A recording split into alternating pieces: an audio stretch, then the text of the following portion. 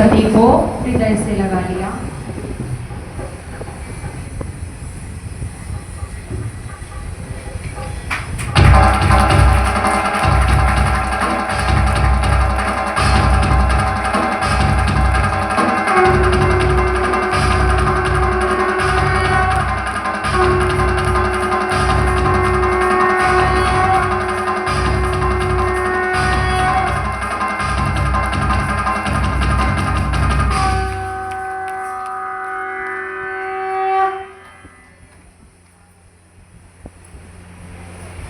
इधर जैसे ही माता आई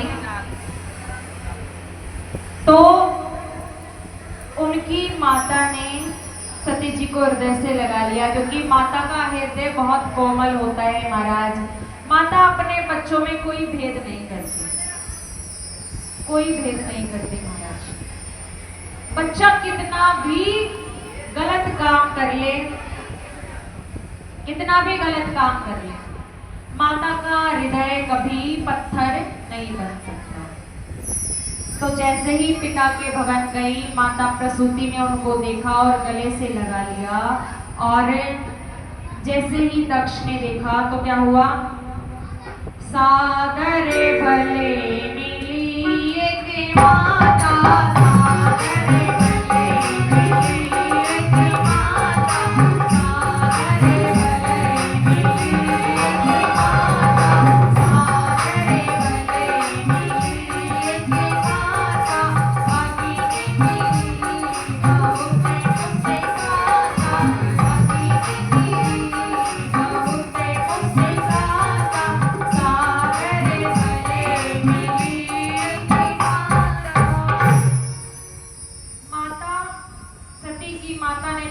देख करके हृदय से लगा लिया, लेकिन दक्ष ने उनको देखा तक नहीं महाराज।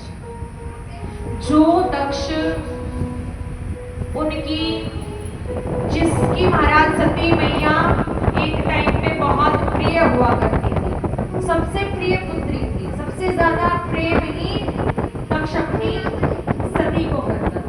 लेकिन आज दक्ष ने उनकी ओर देखा भी नहीं, अपनी माता से मिलकर के उनसे आज्ञा मांगती है कि क्या मैं उस यज्ञशाला में जाकर के देखा हूं। माता ने आज्ञा दी, माता आज्ञा देती है, जाकर के सती मैया यज्ञशाला की ओर जा रही हैं। जाकर के क्या देखती हैं, यज्ञ में सभी देवी देवता का स्थान, जितने भी देवी देवता है महाराज, यज्ञ में सभी का स्थान है। ऋषि मुनि का, जितने भी यक्ष गंधर्व किन्नर सब आए हुए हैं उस यज्ञ में, सभी के लिए स्थान है। लेकिन मेरे प्रभु भगवान सदाशिव का कोई स्थान उस यज्ञ में नहीं। यज्ञ में जैसे ही सती माता गई, देखा कि उनके प्रभु का कैसा अपमान हुआ है, कि सभी को बुलाया लेकिन मेरे प्रभु को नहीं बुलाया। और उस यज्ञ में सती माता को देख करके दक्ष नाना प्रकार का अपमान करने लगा भोले शंकर का, ना जाने कितनी निंदा करने लगा। माता सती का शरीर महाराज कांप उठा, महादेव का निंदा सुनकर के, महादेव का अपमान सुनकर के माता का शरीर कांप गया, भीत भीत प्रकंपा, कांप गई माता सती। माता सती क्रोध में भर गई महाराज। क्रोध में आकर के दक्ष को देख करके कहती, अरे दक्ष, मैं चाहूं तो इसी समय तेरा विनाश कर सकती हूं, लेकिन यदि मैंने तेरा विनाश कर दिया तो लोग क्या कहेंगे कि एक पुत्री ने अपने पिता को ही मार दिया महाराज। तो संसार में ये शिक्षा तो नहीं दी जा सकती है कि एक पुत्री अपने पिता को मारे। इसलिए तजी हऊ तुरंत देह तेरी हेतु, इसलिए मैं इस देह का त्याग कर दूंगी। और यहाँ जितने लोग आज उपस्थित होकर के मेरे प्राणनाथ, मेरे भगवान सदा वो सभी लोग इस दंड के भागी होंगे, सभी को इसका दुख भोगना पड़ेगा।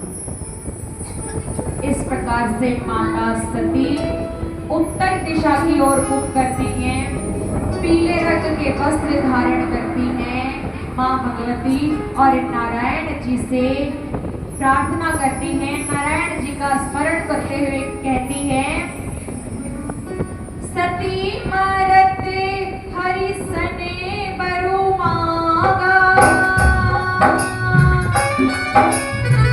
जन्म जन्म शिव पते अनुरागा, सिया राम जय राम,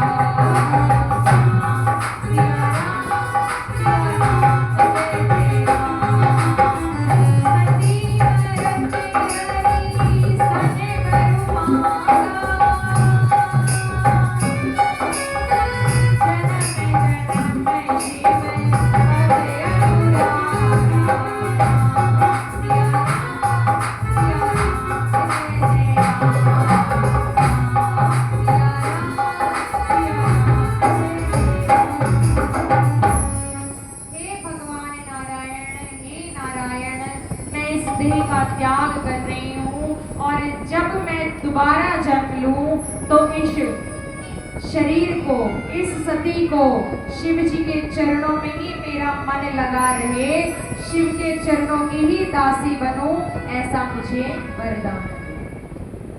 इसलिए गोस्वामी जी भी लिखते हैं, सांब शंभु महादेव दया सागर, सदा शिव मम चित्त भ्रमरो नित्यम तवास्तु पद पंकजे। इस श्लोक को हमेशा याद रखना, इस श्लोक को हमेशा सभी को याद रखना चाहिए।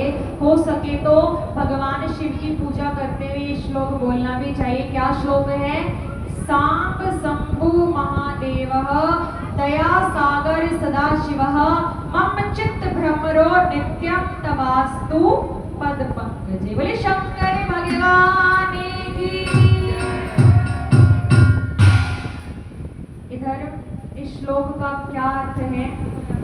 हे भगवान, हे स्वयंभू, जो स्वयं उत्पत्ति हुए हैं, जिनका कोई पिता नहीं है, जिनका कोई पुत्र नहीं है, हे भगवान सदाशिव, मेरा मन रूपी भंवरा आपके चरण कमलों में हमेशा घूमता रहे, विचरता रहे, इसके अतिरिक्त मुझे कुछ नहीं चाहिए।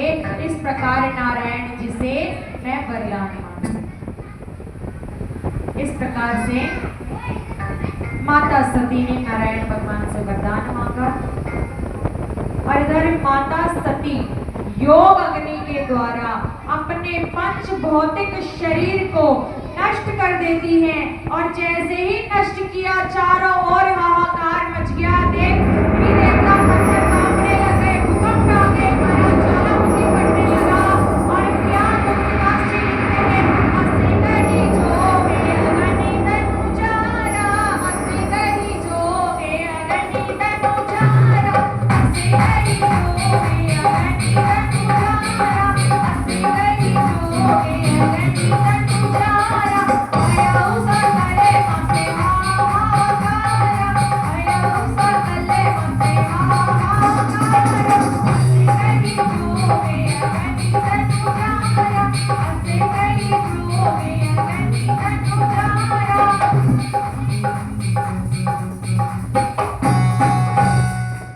इस प्रकार से सती मैया का देह त्याग